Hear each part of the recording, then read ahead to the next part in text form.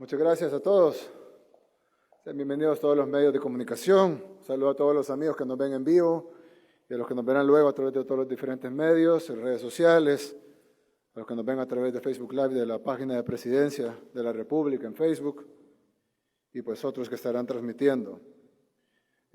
Este día queremos hacer del conocimiento público algo que de cierta manera la gente ya estaba enterada de lo que íbamos a hacer, pero este día queremos hacer de conocimiento público el razonamiento y por qué y en qué forma será hecho. Como ustedes saben, el día de ayer la Asamblea Legislativa aprobó la llamada Ley Especial de Justicia Transicional, Reparación y Reconciliación Nacional. Fue aprobada por 44 votos, con el silencio cómplice de los diputados del FMLN, quienes no tuvieron la valentía ni de votar a favor, que era lo que querían, pero tampoco de votar en contra, porque sabían que sus bases se lo iban a reclamar, ya que una de sus consignas siempre ha sido que la sangre de nuestros mártires no se borra. En la Asamblea Legislativa hay 3 opciones para votar. Ahí está la pantalla. Ustedes que cubren la Asamblea Legislativa, los medios de comunicación, sabrán que hay una pantalla donde está la votación, y en una dice sí, no o abstención. Es decir, uno puede votar a favor, en contra, o incluso decir yo no voy a votar ni a favor ni en contra y por lo tanto me abstengo. El FMLN no votó ni a favor, ni en contra, y ni siquiera se abstuvo.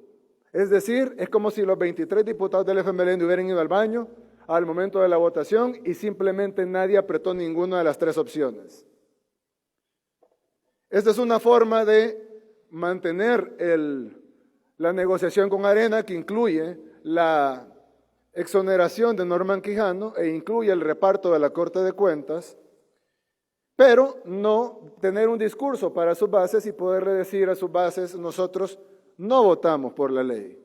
Pero ojo, tampoco votaron en contra.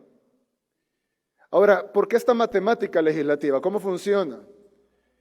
Ellos saben que independientemente de cómo voten, Arena tenía los votos, junto con el PCN, tenían los votos para aprobar la ley de amnistía sin necesidad de los votos del Frente. Y a que es indiferente si una ley se aprueba con 43, con 44, con 50, con 60 o con 84 votos en su primera ronda antes de que venga aquí a Casa Presidencial, pues no eran necesarios los votos del FMLN para hacer la aritmética legislativa, y el FMLN tampoco quiso condenar la ley de sus aliados y por lo tanto simplemente ni siquiera se abstuvo, sino que simplemente no votaron. Es decir, se reservan el derecho de ocupar su voto en una forma diferente en un futuro. Algo similar pasó con la comisión de interpelación de Norman Quijano. El FMLN junto con Arena nombran una comisión en donde Arena con el PCN tienen mayoría legislativa, mayoría en la aritmética, y introducen diputados del FMLN a la comisión, pero son diputados que no tendrán capacidad de formar mayoría. Entonces, eso le da libertad a ellos de incluso votar por el desafuero de Norman Quijano, pero como la aritmética previamente está establecida, a la hora de votar, Norman Quijano no va a ser desaforado. Y el FMLN va a poder mentirle a su base y decirle: nosotros sí votamos por el desafuero. Claro, pero ellos también votaron por esa comisión cuya aritmética es favorable a Norman Quijano. Entonces, es una forma que la han desarrollado, me imagino, en esta par de semanas, en donde ellos hacen una aritmética previa y luego pueden salvar su voto o incluso votar en contra y que las cosas pasen.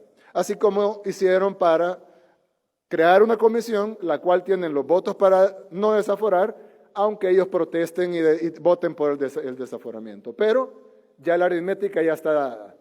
Y en lugar de haber hecho una aritmética más plural, en donde por decir algo hubieran habido 2, no deberían de haber diputados de Arena juzgando a un diputado de Arena, pero hubieran 2 del FMLN, 2 del PCN y 2 de Gana, por decir algo, pues el PCN votara a favor de no desaforar, Gana votara por desaforar, y el voto del FMLN pudiera ser un voto decisivo, por ejemplo.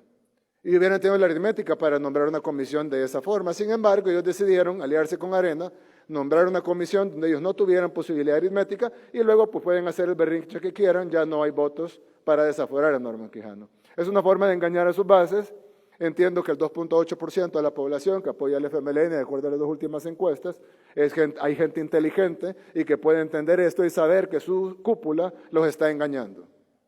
Ahora bien, al tema.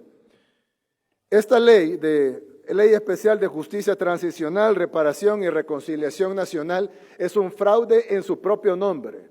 Porque esta no es una ley especial de justicia transicional, reparación y reconciliación nacional, sino que es una simple y llana ley de amnistía. Por lo tanto, ya de por sí en su nombre viene el primer fraude a la población y el primer fraude de ley.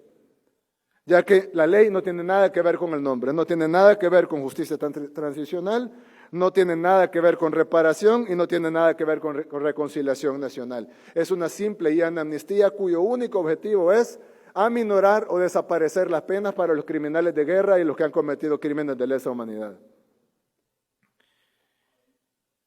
Si ustedes se fijan en la ley contiene múltiples inconstitucionalidades, por lo cual hemos decidido vetarla por inconstitucional.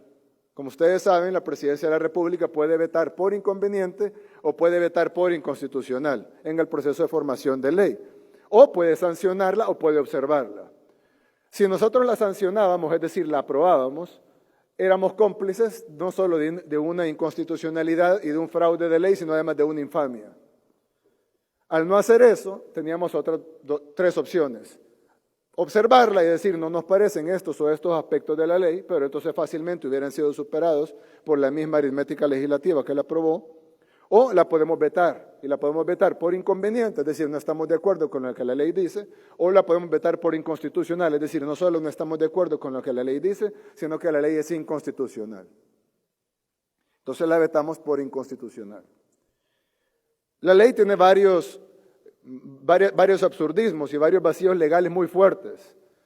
Uno de ellos, por ejemplo, el artículo 67. Si ustedes revisan, la ley es muy grande y tiene muchas páginas, pero si ustedes revisan el artículo 67, básicamente el artículo 67 dice que es una ley de amnistía. Número uno. Número dos, el artículo 67 habla de que el juez puede bajar la pena a una cuarta parte, es decir, quitarle 3/4 partes de la pena. Por ejemplo, si alguien es condenado a 10 años, se le puede dar 2.5 años.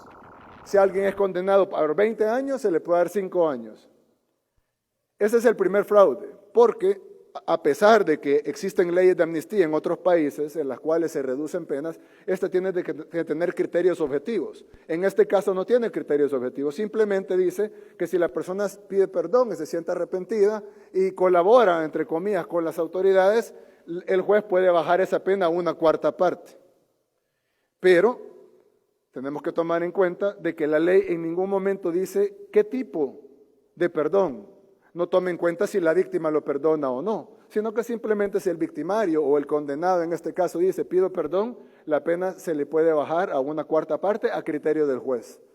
Lo otro es que esa cuarta parte ni siquiera debe ser cumplida en prisión, porque alguien puede decir, bueno, pero 20 años, si le dan 20 años y lo reducen a la cuarta parte, por lo menos va a estar 5 años en la cárcel. No, porque la misma ley incluye que si por razones de salud o por razones de que son mayores de edad, evidentemente la mayoría de criminales de guerra son mayores de edad, porque si estaban cometiendo crímenes en 1980, hace 40 años, pues ya serán mayores de edad.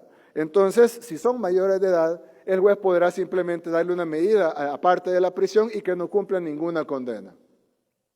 Ya con solo eso, es una amnistía que rompe con todos los manuales de las leyes de amnistía, que dicen que no es ley de amnistía, pero si fuera ley de amnistía, estaría rompiendo con todos los convenios internacionales y los manuales que ya da las Naciones Unidas para la viabilidad de futuras leyes de amnistía. Se supone que no es una ley de amnistía, pero si lo fuera, no tiene viabilidad de acuerdo a la CIDH, a las Naciones Unidas y de acuerdo a todas las organizaciones internacionales, a los convenios que El Salvador es firmante y a la Constitución de la República y a la sentencia de la Sala de lo Constitucional del 2016 que declaró inconstitucional esta ley de amnistía, la cual se quiere intercambiar por esta nueva ley llamada de Justicia Transicional, Reparación y Reconciliación Nacional.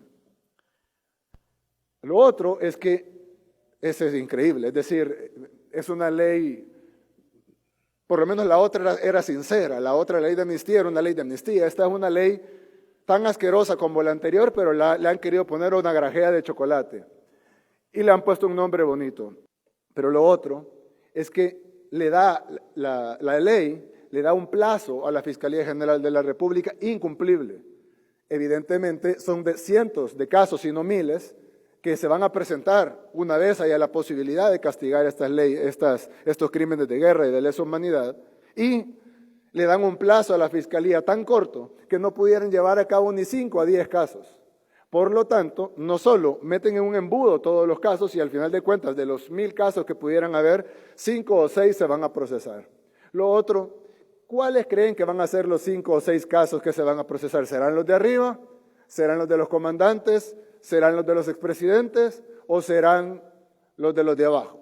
Pues como nos dice la experiencia, el sentido común y la lógica y el conocimiento de cómo funciona la sociedad salvadoreña, evidentemente se van a juzgar los casos de los de abajo. Y a esos de los de abajo se les va a conmutar la pena porque pidan perdón.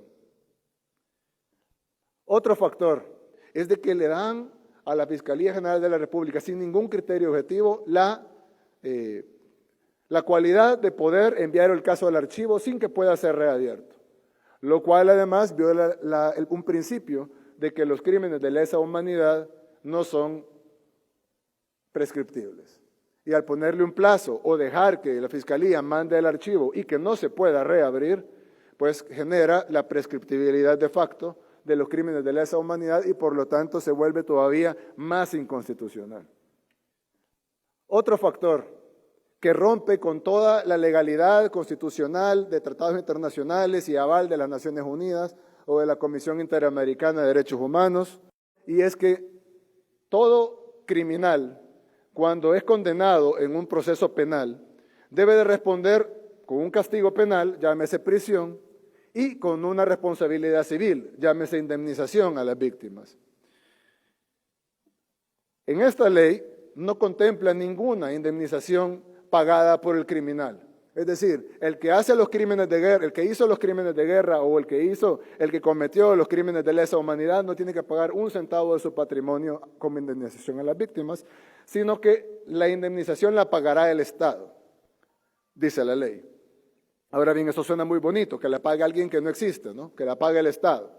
Pero realmente lo que está diciendo la ley es que la paguen las futuras generaciones, porque evidentemente el presupuesto general de la nación ya está asignado. Entonces, al asignar, por decir algo, $100 millones para reparaciones, esos $100 millones tendrían que ser un empréstito, que si se va a sacar, por decir, a 20 años, quiere decir que nuestros jóvenes y nuestros niños lo van a pagar en su edad productiva. Es decir, los crímenes cometidos por la generación de los que estaba en el poder y en la guerrilla en los 80s será pagada por los que estén trabajando en el 2030 o en el 2040. Qué cómodo, ¿no? Que la paguen los nietos, no que la paguen ellos. Ni siquiera la parte civil. Es evidente que el Estado tiene una responsabilidad solidaria con las víctimas porque pues hay una solidaridad del Estado que debe de ponerse, puede estar en la ley y puede haber un fondo de reparación de víctimas que salga del Estado y que lo paguen las futuras generaciones, aunque suene injusto, generalmente hay una complementariedad del Estado, sobre todo cuando son reparaciones colectivas. Por ejemplo, en el caso del Mozote, reconstruir la ciudad, hacer calles, iluminación, mejorar la escuela, son cosas subsidiarias que el Estado debe de hacer, no se le puede exigir a un individual que pague por eso. Eso de ley no termina con la aprobación de la Asamblea Legislativa, termina con la sanción del Presidente de la República o con cuando la Sala Constitucional dirime un conflicto entre la Presidencia y la Asamblea Legislativa una vez superado el veto. Pero evidentemente para superar el veto presidencial necesitarían los votos del FMLN, ya que no tienen los votos de Gana y no tienen los votos de algunos diputados de Arena, no tienen el voto del diputado del CD, no tienen otros votos, así que no pueden aprobarlo sin los votos del FMLN, es decir, no pueden superar el veto. Por lo tanto, si el FMLN no se quita la máscara y supera el veto, esta ley está muerta. Y al terminar el plazo de la ley de amnistía, pues la gente puede ir a cualquier juzgado, a la fiscalía, para que esta vaya a cualquier juzgado de lo penal a demandar por los crímenes de lesa humanidad, de crímenes de guerra que se han cometido en conflicto armado, amén de que la Sala de lo Constitucional dé otra prórroga adicional ya no sean suficientes los 40 años, sino que tal vez hay que darle 41, para tal vez en la mente de ellos, pues que más víctimas mueran, más familiares de las víctimas mueran, más personas que están reclamando mueran, ya que estas personas tienen más de 40 años de estar reclamando justicia y todos ellos son personas mayores de edad, algunas viviendo en pobreza, algunas con enfermedades y prácticamente lo que se está viendo acá es una impunidad de facto. Hay otro factor interesante en la ley, la cual dice que solo se verán los delitos cometidos entre 1980 y 1992.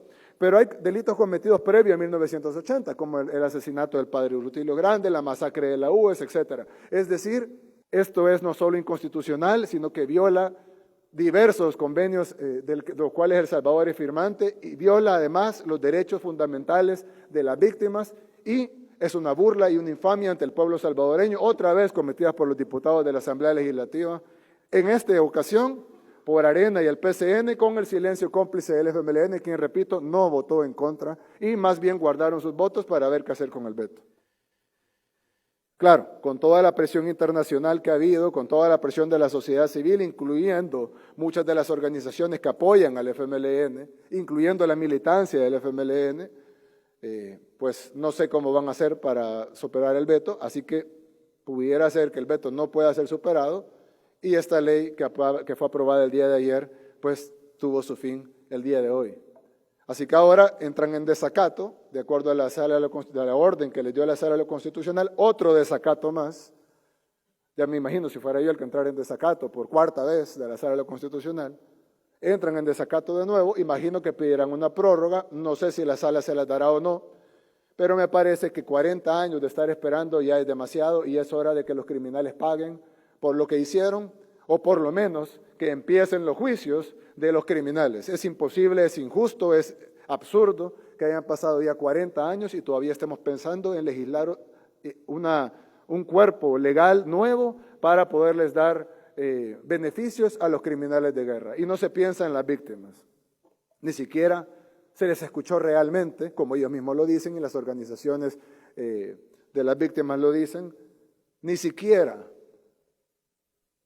para formar esta ley. Es más, todas unánimemente rechazan este cuerpo de ley que es un atropello más a la población.